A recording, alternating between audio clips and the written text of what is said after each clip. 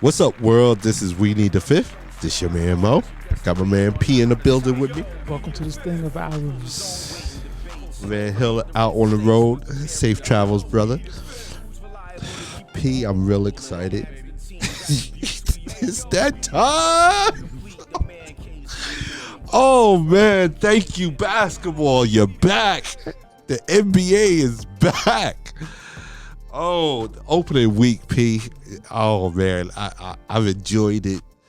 I think we had a couple of surprises. Some teams that I felt like didn't really. Well, jury's still out. It's only 2 games in. We 2-3 games depending on who your team is. But let me just start talking about that first game that we got. What was it? Houston versus Dallas. OKC. Houston versus OKC. We knew that Houston was going to have some issues as far as determining who's going to be their point guard. Just didn't know how big of an issue that was going to be for them. I think it's an issue. Yeah. I think it's an issue only because right now it seems like they have Amin running the point. And I think he's deferring too much. I need him because, and I'm thinking about the OKC game in particular.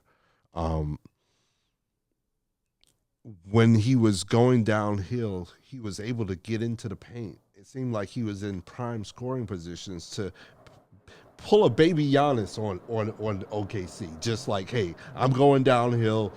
I'm going to the basket. You know I'm going to the basket. There's nothing you could do about it, but just take it. And I felt he was in that position, but kept on passing out. And I'm sure that's part of the game plan for him to be a facilitator like that. But I think he has to make defenses respect the fact that he can score at will. Yeah, I agree. I think when he's facilitating or looking to facilitate, he's taking pressure off the defense.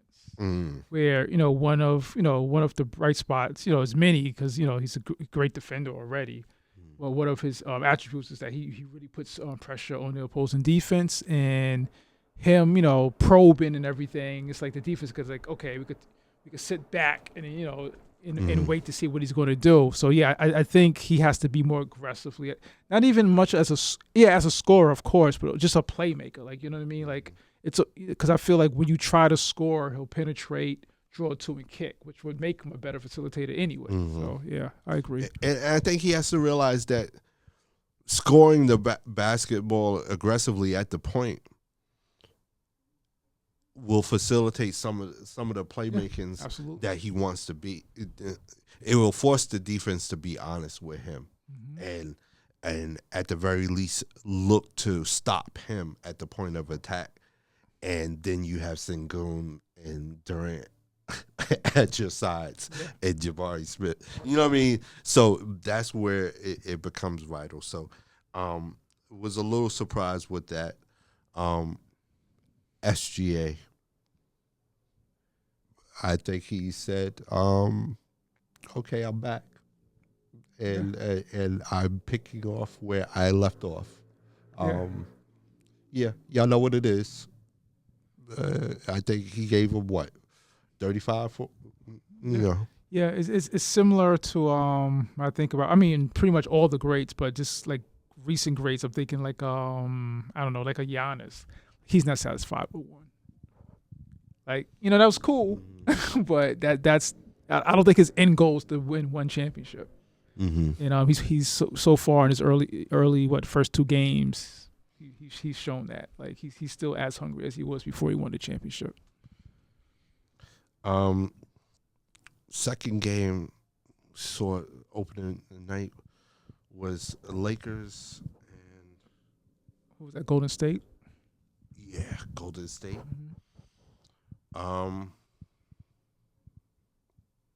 Steph and Jimmy. Yeah, nice little combo. Yeah, I think Golden State's a talented team. I worry about their lack of height. but I don't think the Lakers as constructed can expose that anyway. You know what I mean? So I want to give Golden State, their due for winning, but they did it against a team who can't exploit their weakness. At CP, we were talking off air, and we were talking about the Lakers roster and certain big men on their roster. DeAndre Ayton. Yeah. And this is why I feel the way I starting to feel about DeAndre. I'm kind of down on him right about now, because he was supposed to be the reason. He was supposed to be the mismatch against Golden State. Yeah, absolutely. And you have one of the best setup men as far as lobs and stuff like that goes with Luka. Really? And we can't. And I think, and that's the other side of this story for Golden State, is that, to your point, I think they're a talented team. I think they're a playoff team. I think that they could be contenders. I think that the teams that will be able to beat them will first have to have the height, like a Denver and stuff like that. Right. But also, they have to be committed to taking advantage of it. And have the players that have the IQ and the will to say, you know what, we're taller, we're going to take advantage of this. And for whatever reason, the Lakers big men, DeAndre Ayton, against 6'9". We'll give Horford 6'10". We'll give him 6'10". He's not. We'll give him 6'10". He's not. We'll give him 6'10". I feel like I'm being gracious giving him 6'9". Double up on the tube socks. 6'10". And we can't take advantage of that. Yeah. Don't talk to me about Ayton. Yeah, I think the bottom line for Ayton is, what are we doing? I mean, first of all, it's a lot, because he was the #1 pick over Luka Doncic. Over SGA, over Trae Young, over Jaren Jackson. So, I'm just saying. But I think ultimately it looks like DeAndre Ayton is a 15-10 guy, and that's his ceiling. And I think, especially with the absence of LeBron, you would hope he could become a 20-10 guy. You don't have to do it the whole season, just for now. And I think you're being gracious giving him 15. No, that's like his career average. Like, that's what he does. It's maybe he doesn't look that impactful, and maybe it isn't impactful, but that's what he does. But that's not enough. Yeah, that's what I'm saying. Like 15-10 without LeBron, that's not enough. But like I said, I think that might be 15-10 might be his ceiling. So it is what it is. Yeah. But I think Golden State is going to be one of those sneaky teams. One of those dark horse teams that, if the contenders like Denver, OKC, don't come to play them with everything they have and take advantage of those mismatches, they can be beat by this Golden State team. Yeah, but I think, especially in Denver's case, that's what they do. Like, they run their offense through Joker.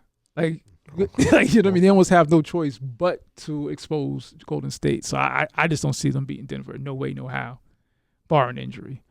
OKC, maybe they have a better chance, but because Chet's not Joker, but he's pretty good too, obviously. And I think that's a tough matchup for Golden State. Yeah, and see, I think with Denver. Even Aaron Gordon, they don't have Horford can't stick Joker and Aaron Gordon. Yeah. So, and then you got Valanciunas coming off the bench, or you can play him with Joker. They're just going to bully Golden State. Even like Draymond, great defender, he's 6'6". There's only so much you could do. Yeah.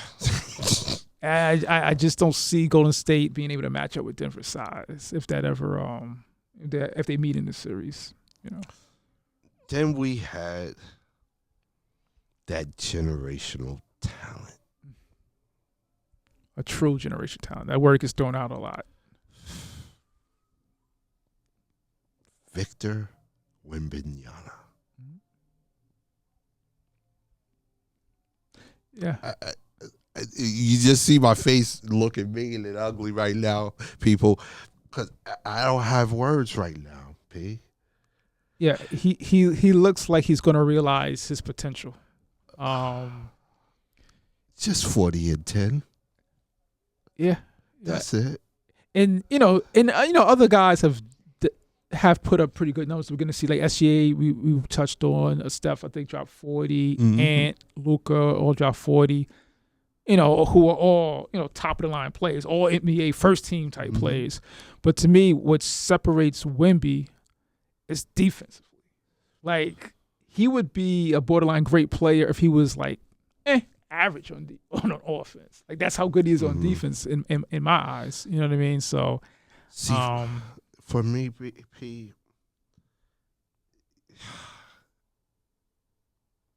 that first game, I know it's only one game, right? But you're going against Anthony Davis. Put him in a blender. Derek Lively. You know what I mean? You're going against P.J. Washington. You know what I mean? You're going against formidable, probably one of the best lines in the league. Yeah, so you're going against a solid defense, or at least the portion of the defense that's going to be committed to you is top 5, top 10 in the league. They didn't look top 5, top 10 in the league with him out there. And he made Anthony Davis look human on defense. Yeah, who you would argue is one of the top 5 defenders of this era. Yeah, the entire era. And AD looked human. Yeah, and AD is healthy, is strong right now. Yeah, and he looked human. Yeah, guarding that generational talent. I don't even know what he's like. Yeah, I think a lot of it too is Wemby's mindset. Of course, I think his handle got better, but I think of his mindset where he's not shooting threes. Like a lot of these plays, like he got the ball at the 3-point line. He could have pulled, but instead he put AD in that blender and got to the rim. I think, like we were saying, punish him. Yeah, well, like you're saying with our men, like that's what we're talking about. Like, shooting a three. Sure, if you're 7'5", I hope you shoot threes. Please give me your best Steph Curry impersonation if you're 7'4". Please. Yeah. Right. But when he uses his handle or just his height to take his 2 steps, you're already at the rim. That just puts crazy pressure on the defense, and he's just not letting people off the hook by shooting threes. And I think that's a big difference. Yeah. From his first 2 years until these last 2 games. And it's something that we've been calling for him to do since before he came into the league. Right. Hey, you gotta punish him. Because, no disrespect, but you turn into Porzingis if you just sit there and shoot threes. Right? Yeah. You're probably the same guy on defense, which Porzingis is a good defender on the low, good rim protector and everything. But, he lets people off the hook. He's 7'3", but he's doing his best Steph Curry impersonation sometime. And I think that he could be more effective in the post or in the mid post or somewhere inside the 3-point line. And it's like simple basketball 101. Prove that you can stop the tall guy. Yeah. And the tall guy. Don't stop until they prove that they can stop you. Yeah, No, it's like I think like Shaq, Shaq. I'm one of Shaq's biggest fans. LSU days with the knee pads, Stanley Roberts, Chris Jackson, all of that. And it was like, oh, he can't even shoot. Oh, he's really not all of that. He can't. He doesn't have to. How about that? He's 7'1", 330 pounds. He would be a fool to shoot threes or even mid-range. Like, you know what I mean? Like, so yeah, like you said, I think it's basketball 101. You're the tallest guy on the court, so your mission should be get close to the basket and just shoot over whoever. And I'm kind of backtracking because you mentioned Shaq, and I wanted people to know because I know I'm on the record as saying that, hey, I felt like Shaq didn't live up to his potential, right? It's not about shooting LeBron. You know what I mean? Look, for me, he didn't live up to his potential because, hey, he could have Stayed in shape. Stayed in shape. He could have whatchamacallit, changed how he approached his free throws. I thought he admitted that at one point he had oh my goodness, the shoot. I think it was Rick Barry. He got with Rick Barry and mastered the underhand free throw shot, but said that, hey, I can't do it like this because it doesn't look cool. You know, Shaq's my guy, but mastered the underhand shot. That's what he says. Rick is co-signing on it though, and it's just like, yo, and because I believe he's that good. I believe he's that great. That hey, if he put his mind to it, he could do it. And because I think that he's just he's a generational talent. Yeah. Like, and I felt like he's a generational talent that didn't even try to be, you know what I mean? Yeah. It was just greatness just fell into his lap. And he was just born that way. There's a couple, not a couple, maybe 4 or 5 players. I always say like they were made in a lab. Yeah. Right. The late great Wilt Chamberlain. He was made in a lab. Shaq was made in a lab. LeBron was made in a lab. You could make an argument for Blake Griffin, like just like physically. Yeah. Just, you know. Yeah. And now we're seeing Wemby is just like, you know, 7'5". Like, you know what I mean? Like, see, these guys are just like, I mean, frankly, they're just physically better than the competition. It's just a matter of how much they work on their skill set. But physically, they're just superior. This is what it is. Dallas playing Wemby that first game looked like they have Cooper running the point. Hate it. Yeah, and I don't know what it is with Jay Kidd and trying to force feed forwards or because he did the same with Giannis. You remember skinny Giannis and Milwaukee, obviously. Yeah. And I think it might have helped Giannis a little bit, although he doesn't do it now, but he has that skill set to do it. Mm-hmm. And I think Cooper's similar. It's like we keep going back to Amen Thompson. I think he can, but I don't think that's his strength. Yeah. You know. And I think right now, like during the game, you heard the commentators talk about, I think it was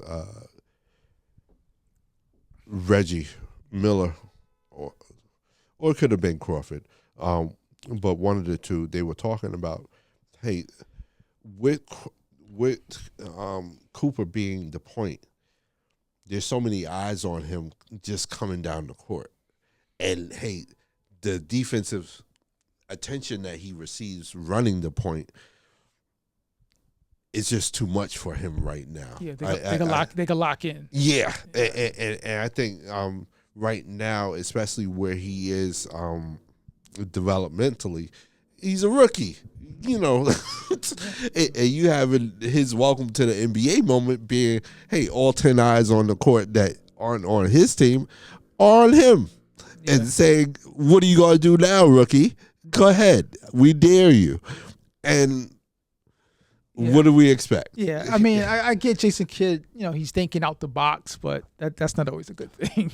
And, you know, because Cooper, I'm not sure if Cooper Flag ever played point guard, to my knowledge. Yeah. So it's kind of like, you know, play to your strengths. I don't like Cooper Flag at the point guard position, period.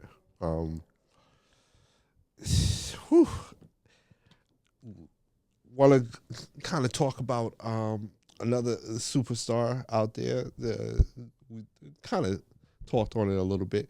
Steph in Golden State with Jimmy Butler. They look good. I mean, but to your point, that height is going to be a problem. Yeah. Now, I know it's early. But do you think there's any deals out there where they can get some height back? We made, especially with the Kuminga fiasco that they had, they endured over the offseason. And even though Kuminga is looking good with this group. I mean, they are there. When I think about it, I don't know everyone's contract situation, but I think of Kessler in Utah, Mm. Claxton in Brooklyn, because I don't feel like they need an all-star No, caliber. no. I think they honestly. They need just serviceable. Like actually, they need two. I think they need like two serviceable 7-footers. I think they need their JaVale McGee or their Tyson Chandler, like that type. Yeah. Like, hey, we're not going to draw any plays for you, but you're going to rebound aggressively. You're going to protect the rim, and you're going to be a lob threat. Yeah. Good. Yeah. Yeah, those two come to mind. Claxton in Brooklyn, Kessler in Utah. Maybe just because not necessarily, because of the height. Maybe in Lauri Markkanen. I think that. Man, I mean, Golden State would have. That would be like offensively. That would be great. They would have a parade. I'm thinking more defense. I don't know about the defensive, but just the positional size. Being 7 feet, I think should be good enough. I think if they could get Markkanen, they would throw a parade. Yeah, I just don't know what they have. Like, I don't think they even have enough to get Kessler, maybe Claxton, but who would Utah want? I think you would just have to give them expiring contracts. Because I don't think, besides Kuminga, I'm not sure if anyone you really want in Golden State. Because I'm not counting the 4 vets. Yeah, it's tough. Kuminga, Moody. I'll if as long as it's not the 4 vets, I'll give you whoever you want for Golden State. I'm not married to none of them, bro. I'm not. Yeah.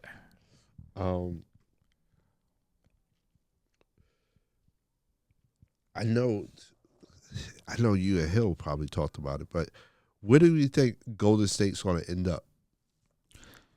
I think bottom 4. I think maybe somewhere 6, 7, 8 seed. Maybe they could not make it. Don't get me wrong. They could, because you think of like Memphis, Minnesota, Clippers, Lakers. I don't think those guys are top 4. So, it's like musical chairs. Everybody is not going to get a seat when this is all over. And we talked about SGA a little bit. Is dominant game 1.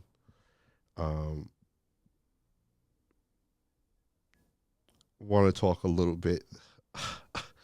Did you see the championship rings that OKC Thunder got? Oh yeah, somebody's telling me it's a ring inside of a ring, basically. Yo, yeah, I didn't get to see the actual thing. Son, I was impressed. The ring inside the ring, the big gaudy championship ring for when you at the parade, and then the nice little, wedding band size ring for when you're in the game, so you can remind people who you are.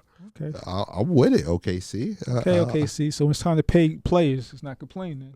Spend all this money on rings. Oh. That's what I'm saying. Oh. That's all I'm saying. And your man SGA, I think 90 points in the first 2 games of this season. I mean, I'm not. Can we say back to back? Maybe. I said it last show. I got OKC repeating. It's not going to be easy. Obviously, the West is it's killers out there, man. It's killers out in the West. But yeah, I think right now, I mean, do you think he could get back to back MVP? I don't see why not.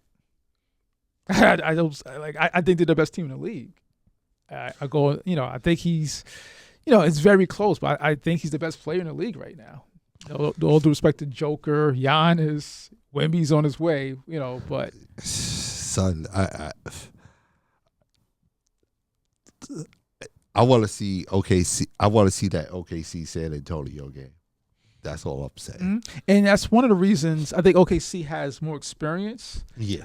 And I like Chet against Wemby as much as I like anyone not named Joker. You know what I mean? Advantage Wemby, yes, but I'm okay with Chet and Wemby. I'm okay with that. I don't think OKC will lose that matchup that badly. Well, I think OKC can overcome that matchup and still beat San Antonio. I think for now, I think it's more inexperience on San Antonio's part. I don't think they're ready yet. I'm gonna say this, and I know it's early, But I really like Wemby for MVP and Defensive Player of the Year this year, yeah. Well, Defensive Player of the Year, I think he should win it. He probably should win the next 10 years. Yeah, if you look at the NBA, there's a better defender than Wemby. What are we doing? Yeah. Stop. Stop. Yeah. MVP, I think, is maybe the lack of wins might hurt him.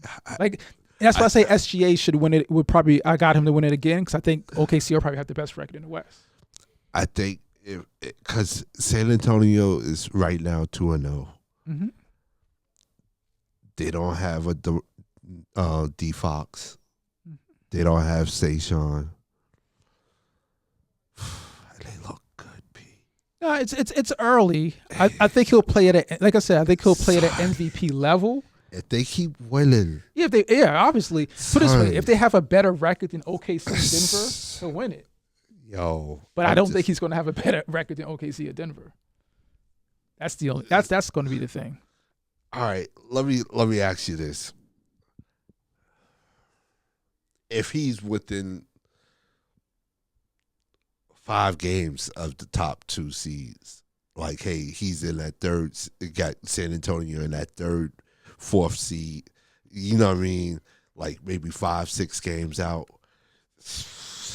and he's averaging what he's averaging, and he's giving you close to 30 and 10 and 3 blocks a game. No, I still say no because in a regular year, most like maybe, but you got to, like you said, 30, 10, and X amount of blocks. Well, Joker's going to have. Then you're saying Joker's going to have a better record. He's probably going to give you 30, 10, and 10. You got to say the dudes ahead of him probably be putting up historical numbers. Like SGA, if he has to, he might average 30. So it's not like. Yeah. I understand. I'm a big Wemby fan, as we all are. No, man. Because know what the thing is for me, Pete? I think for MVP discussions, so often we've already predetermined who's going to be in the race. And I feel like because he hasn't been predetermined to be in the race. I think he has. But I don't think it really matters because people predetermined Luka to win it. He never won it. Mm-hmm. Like, to me, in my eyes, Joker has done what they thought Luka was going to do. Mm. Like, I feel like, people, if 5 years ago you would have said who has more MVPs, Luka or Joker, people would say Luka. So, I mean, and that's what I'm saying. Like, you have to actually do it. Like Wemby has to do it. He has the ability, and it looks like he has the teammates to do it also. So, if he could get maybe the 2nd seed and maybe be ahead of OKC or Denver, we'll revisit this. It's 2 games. We got a long way to go. Yeah, I really like the kid. I think I say it every time we bring him up. I got him potentially as the GOAT, not one of, the best basketball player to ever do it. Yeah. So I'm with you, but he has to do it. Yeah, because I'm like, I don't know, P. Like, I feel like he's getting attention, but I feel like he's not getting. You know what I mean? Like when you talk about the best player in the NBA, I feel like his name should be mentioned. Well, you know what I mean? You have to play 65 games. Okay. You know what I mean? He has to stay healthy. That's the whole thing. Potentially, I agree with you wholeheartedly. Potentially, but he has to play. He has to play enough games to even qualify for MVP. Like at this point, I don't think he averages 65 games a season. So there's that. All right. Want to talk a little bit about the rookies, man? Mm-hmm. Your boy out in Philly. And I'm not talking about Embiid. Podcast P. Let's talk about him. I'm not talking about Podcast P. I'm talking about VJ Edgecombe. Mm-hmm. I think he set the Philadelphia 76ers rookie record for debut performance. Gave you 35 to 36 points. Him and Maxey have the potential to be one of the best backcourts in the East. Oh yeah, I would say.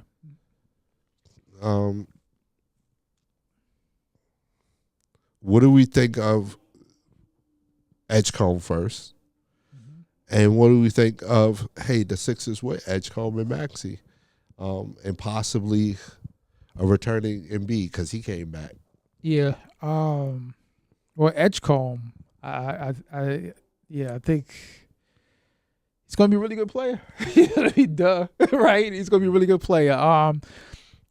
He's actually better than I thought. I thought he was going to be a good player. I didn't think he's going to score in his 30s, the opening night. When I think about it, obviously, not obviously, but I had Cooper ahead of him, Dylan Harper, and probably Queen out there in New Orleans. But he looks like he's, has a. I think we already spoke about it. He has a chance to win Rookie of the Year, but now he's on everyone's radar. It's his to lose almost at this point. You know what I mean? Like, does he give you feelings of like D Wade? A little bit, but to me, it's more Oladipo. I got to temper that down a little bit. Like, you know what I mean? Like, I hold D Wade in pretty high esteem. Okay, fair enough. You know what I mean? But yeah, like Oladipo. I'm trying to think of somebody else, and I'm talking prime Oladipo, all-star level Oladipo. Indiana, right? So I want people to be like Oladipo. No, Oladipo. He had like a good 2 years where he was, that dude. Right. So, so I think moving forward, Philly, I think you play out this season, and next season you have a real good idea where you're going to go. And when I say that, you might have to just like, all right, Maxey and VJ, that's what we're doing. Embiid, PG, we tried. Do you try to maybe unload one of the two, Embiid or PG, to try to get younger or Yeah, but like I said, I would wait till probably at least the All-Star break. Like, if Embiid miraculously gets, because if Embiid is healthy, he's one of the top 5 players in the league too. Mm-hmm. So, but that's a big if. Yeah. So, if Embiid and PG don't have a healthy season, I try to move both of them. You know what I mean? Because I feel confident with Maxey and Edgecombe. I have 2 really good players. Mm-hmm. I just surround them with more talent.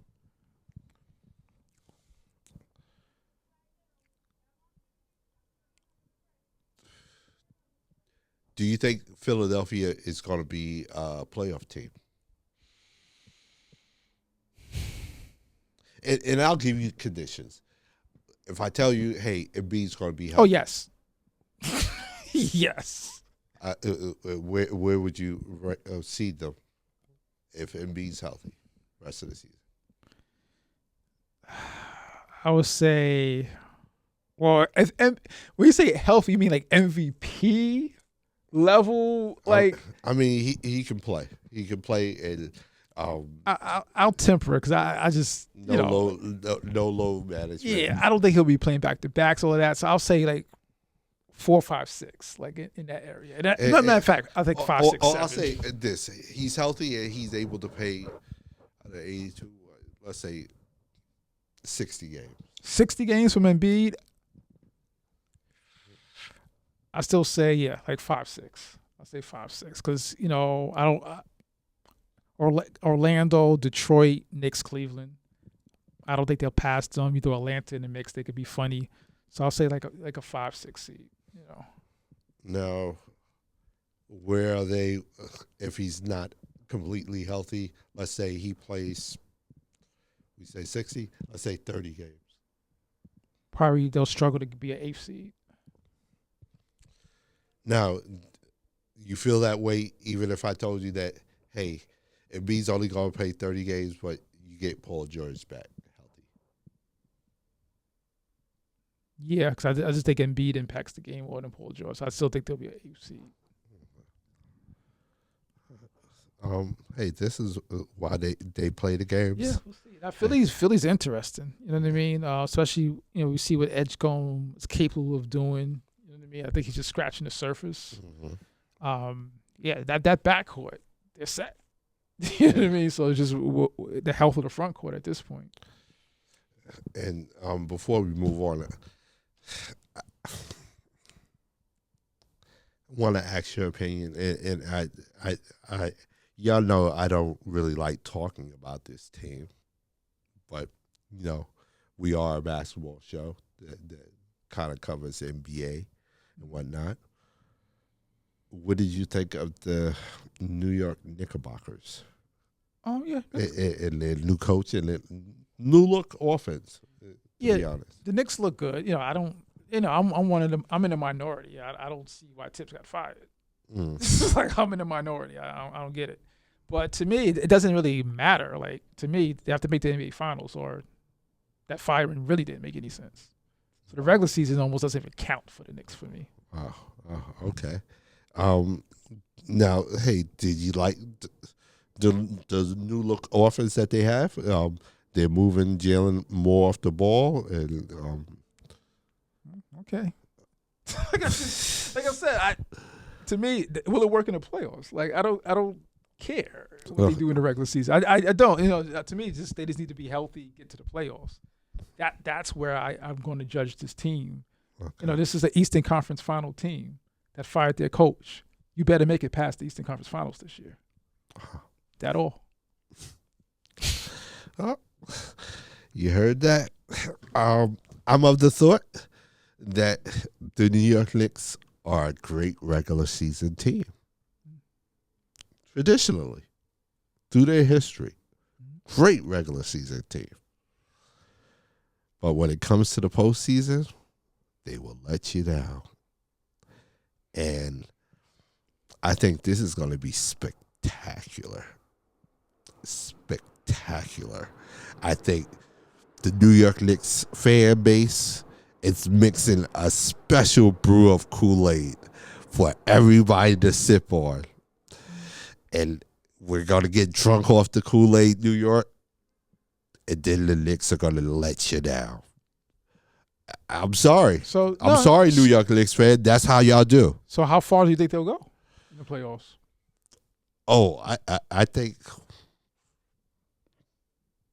probably get bounced in the second round. Okay, so you're on the lines with me. That would be not good. Oh, yeah.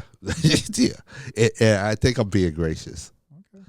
Because, I think they're setting New York up for a tremendous letdown. Okay, so and New York is sipping the Kool-Aid right now. They're mixing the Kool-Aid right now, and people are putting a lot of sugar in there. Oh, Mikal Bridges looks good at the point. OG looks like a superstar to some people now. I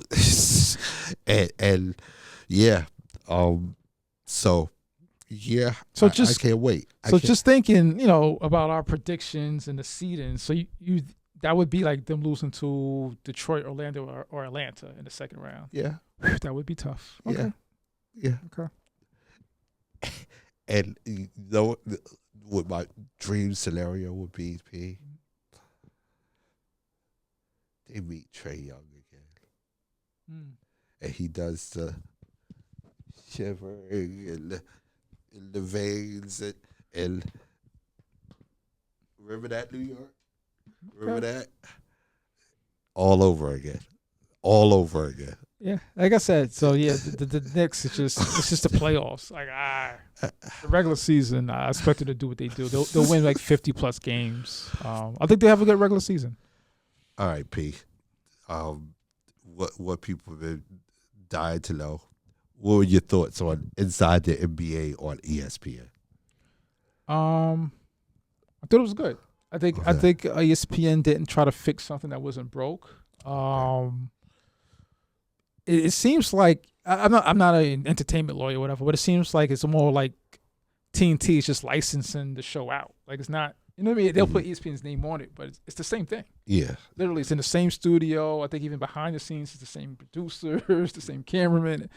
Everything is the same. It's just that it comes on ESPN, which I think is great because I really like the show. It's better than the other stuff that that's out there. NBA or NBC?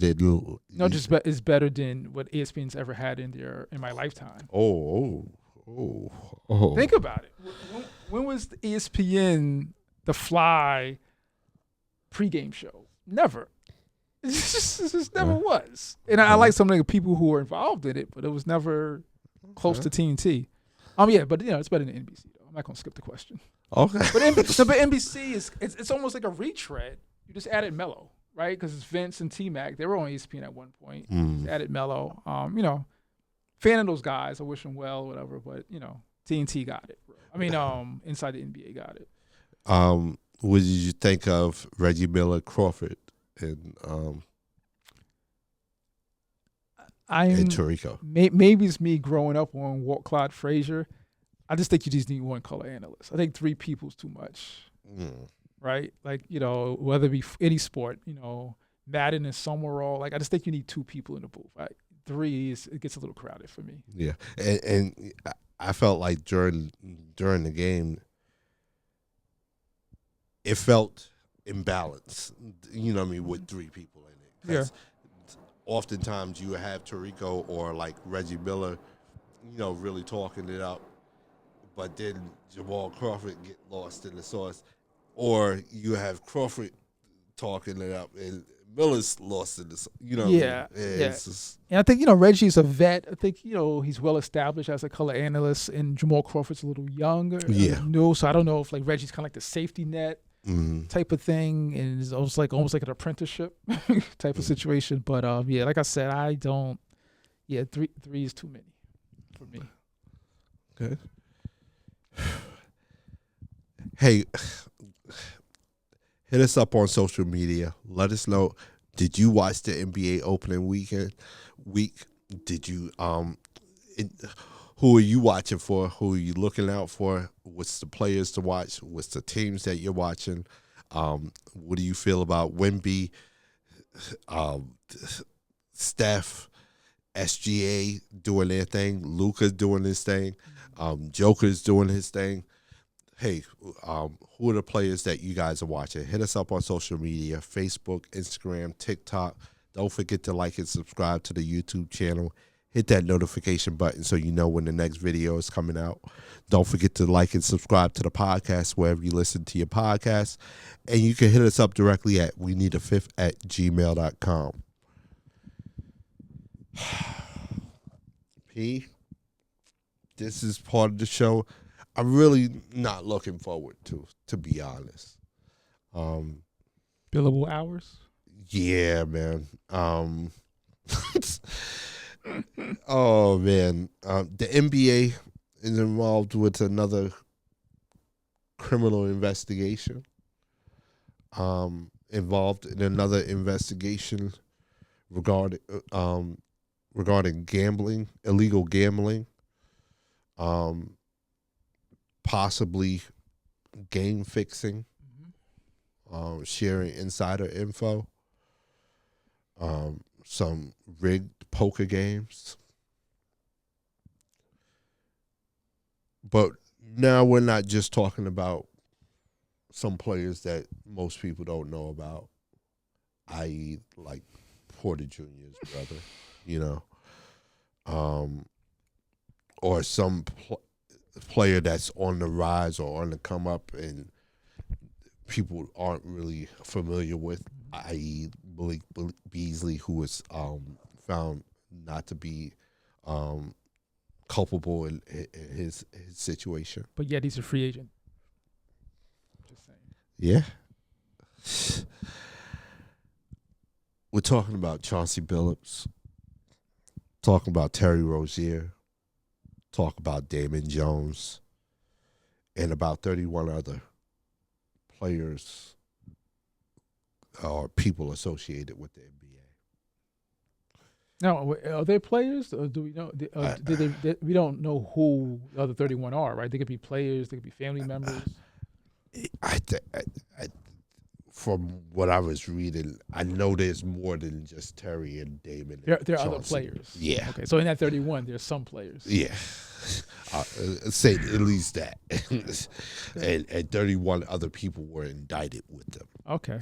All right. Yeah. Just want to make sure we're giving out the correct information. Yeah.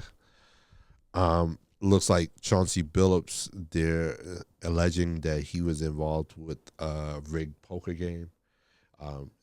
It sounded like from his side, hey, he was offered a sponsorship opportunity, like, hey, come play with Chauncey Billups, and they paid him for that, and the poker game was a rigged game where people were getting ripped off to play with Chauncey Billups.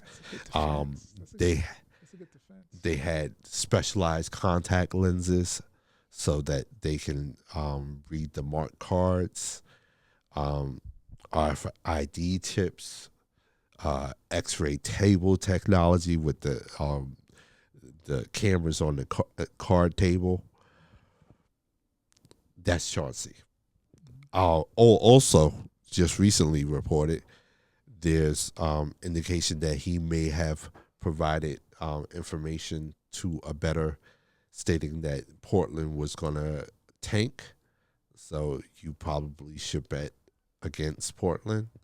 So that might be. This is all allegations. No, just I don't want to go too far because I know we have other stuff to touch, but the whole I was paid to show up and play poker, that's an excellent defense. I don't know his innocence or guilty, innocent to proven guilty, but that's an excellent defense. Hey, they paid me to show up to play poker. All this high tech stuff they got going on, that's on them. I just came to play a game and get paid. Cool. That's a good defense. Whether it's true or not, I don't know. I reserve judgment. Okay. Now, y'all might want to put money on Portland. That's rough. Now, let me back up to the poker game, though. Now, if I tell you that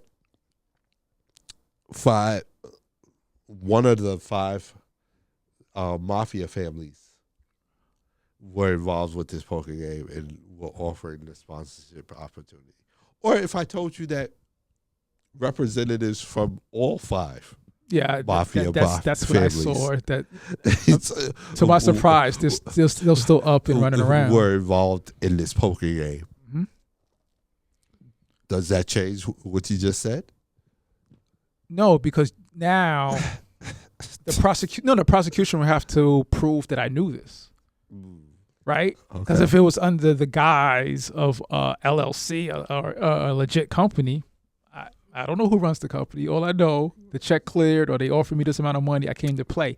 I don't know who the CEO or who was, you know what I mean? Like, I didn't know that this was like, I didn't know this was a front. You know what I mean? I thought this was a legit company.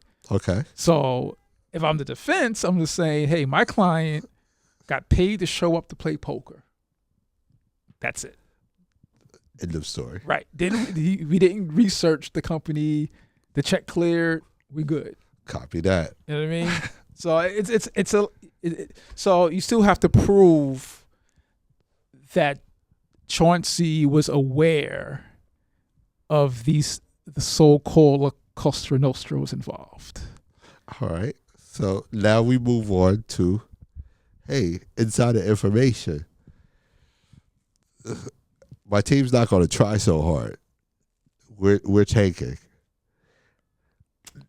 Now, some could argue. now, rock with me on this. You can't argue that. All right, he's the new coach at Portland, right? And this is before the Wembanyama, because he got hired before the Wembanyama draft, where he gets screwed, right? That team is without Dame. Doesn't have anybody. I think Anthony Simons is their best player. Okay. I mean, is it rocket science that my team's going to probably tank? No, but you don't say it, right? Like you never say that you're not going to compete in a competition. You know what I mean? Like you just never say no. People have tanked throughout the history of the NBA. And follow me on this. He gets hired and he sees that roster. It's not that I don't want to compete or that I'm going to tell these guys not to compete. That even if they do compete and give me everything, they suck. And we're not going to be good. And we're not going to win. Like, Anthony Simons was the best player at one point. I would not say that out loud. You're the coach. Mm. You know what I mean? If you were a fan, sure, that's fine. But if I'm the coach of the worst team in the league, I'm not going to tell people we're going to lose. We're going to lose the next 20 games. Like that's you know. I'm trying, Chauncey. I'm trying. And that's allegedly. I don't know if he said that or not. I wasn't there. You know what I mean? But that's just almost like the unwritten rule in sports. You don't give up before the game even starts. Like you just don't do that.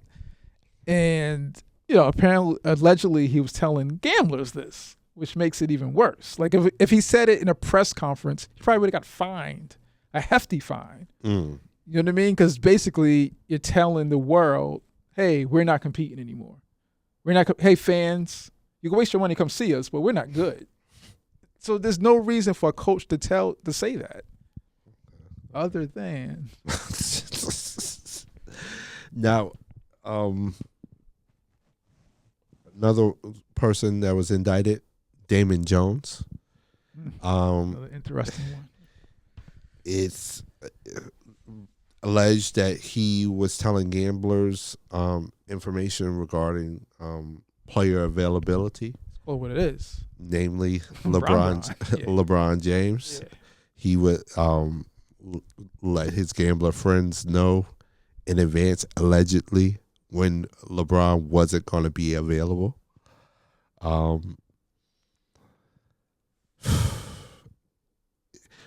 This is the first time I've really heard Damon Jones in some stuff. Any of these guys? Nah, Chauncey, remember he had the rape thing with when he was on Boston. Oh, yeah. And he recently resolved that and settled it in civil court. Terry Rozier, I think the NBA was looking at him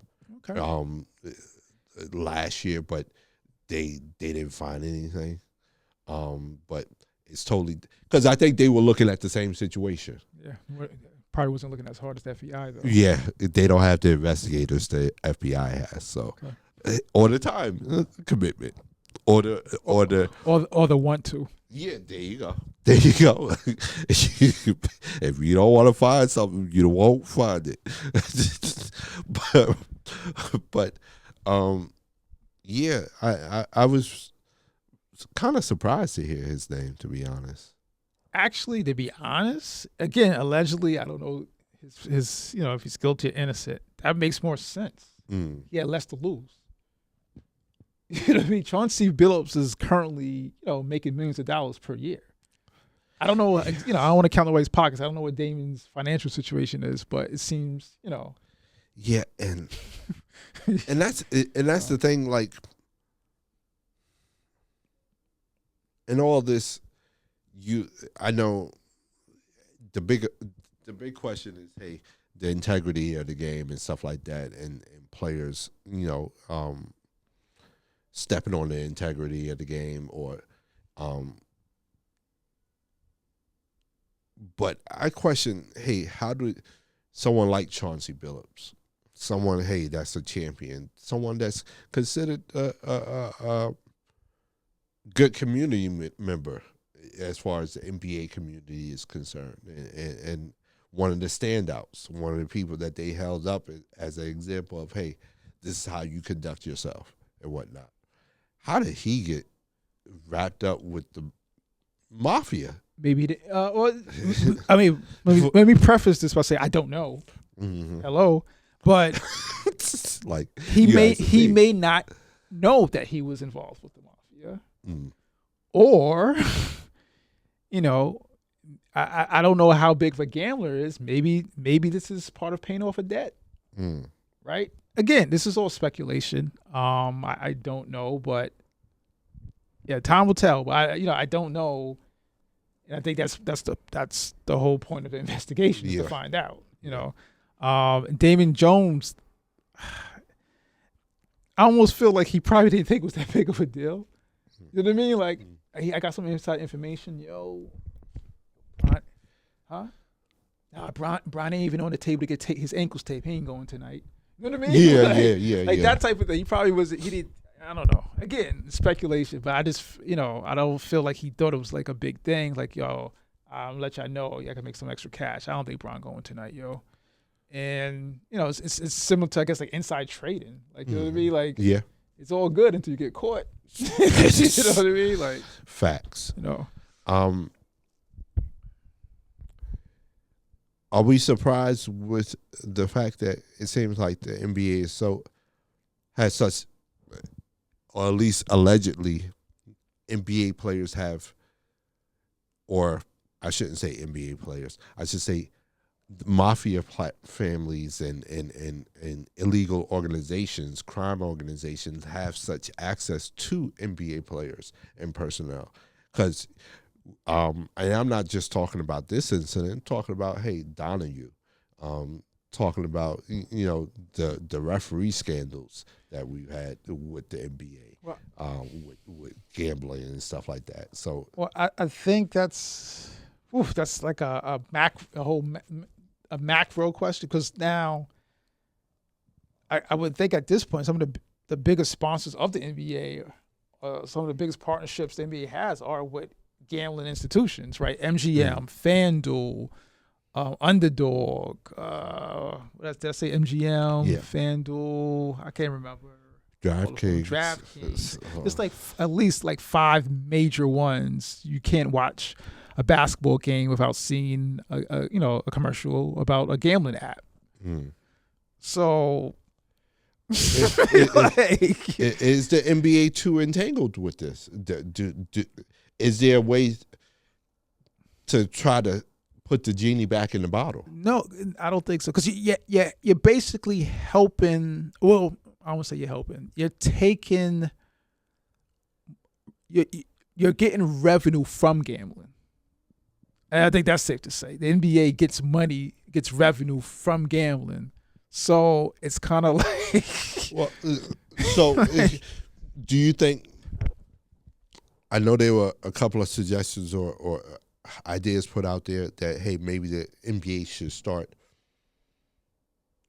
regulating or controlling what's being bet on, as far as, hey, maybe don't allow so many prop bets where, hey, you're betting on a player being available, you're betting on, you know what I mean, stuff like that. Yeah, I mean, that might slow it down, but it wouldn't stop it. Because at the end of the day, if you tell me LeBron's not playing, I'm betting on the Lakers not winning. I don't need a prop bet. I'm just betting on that. And to be fair to the NBA, let me tell you the other side of the story.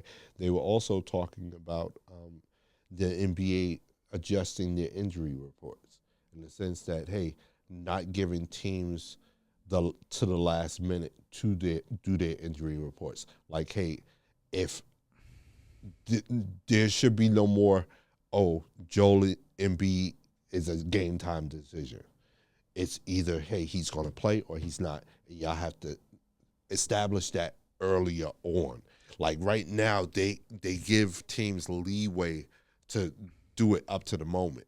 Right. Where some of these situations, hey, already, like, hey, and I think with the Damon Jones situation that they're alleging for him, it was a situation where, hey, LeBron was a game time decision and he gave them, hey, the information beforehand, whereas, hey, they're saying if the NBA changes the rule where he's not going to play tonight, everybody knows Damon Jones, your information is not new to us. Yeah. I mean, then you think about fantasy football, fantasy basketball. There's a lot of stuff involved in it. But, I mean, at the end of the day, like I said, like you asked me, I don't think the genie's going back in the bottle. They make too much revenue off of gambling. I think, and I don't want to even say like the NBA is wrong for making It depends on your moral compass. You know what I mean? If you go to Vegas, you like to gamble, have a good time, that's on you. Some people, whatever. But players know you're not supposed to do this. Right? At the end of the day, players know they can't gamble on their sport. I think I was watching inside the NBA. Like Shaq was like, they have symposiums about this. So it's easy to blame the NBA because they're in cahoots with these gambling services, and I know I just brought it up. Yeah, I think that is something to look at. But at the same time, they've let players know you can't do it. Joe Public just gamble his rent money, his diaper money. That's a whole other story. We cool with that though. That's on Joe Public. But you guys, nah. So, we'll see. Before we get out of here, want to mention World Series started last night. Dodgers got shellacked.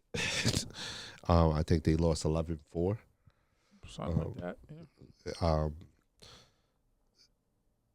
Do you still feel confident in your Dodgers pick? Yeah. I just think they're a better team. But again, it's baseball. So when it gets hot, and Toronto's a formidable team. And Toronto was rocking and rolling last night. That stadium was loud, rowdy. Yeah. The energy was palpable. Yeah, it's you have to. It's kind of it's the country's team. Yeah. I mean, it's just and not it Toronto. felt like that. Yeah, it felt like that when I was watching the game last night.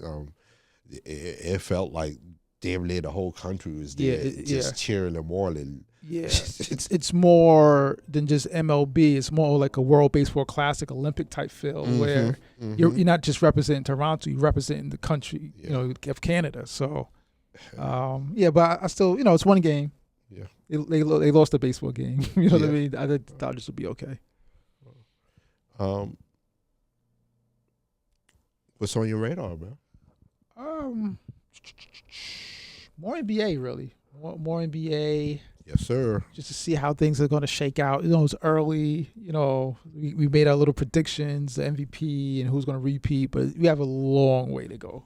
80 games for most of these teams to go. So, NBA is definitely on my radar. Yeah, NBA. I'm also looking at the WNBA, seeing what the movement is on that CBA. Adam Silver came out with a message saying that he believes that the players will get the deserved raise that they are requesting. Players Association came back out and said, thanks for that, but we need more than talk, and we need real proposals, real ideas brought to the table. And it sounds like they're still in a stalemate right now. So I'm really looking at that. And also the World Series, this Dodgers Toronto World Series looks like it's going to be an exciting one. Just want to see how the Dodgers pitching holds up against Toronto's bats, which have been hot this season, and they can be real streaky. So that's on the radar, man. Definitely. Hey, hit us up, social media, Facebook, Instagram, TikTok. Don't forget to like and subscribe to the YouTube channel. Like and subscribe to the podcast wherever you listen to your podcasts. And you can hit us up directly at WeNeeda5th@gmail.com. Till then, we're out of here. Peace.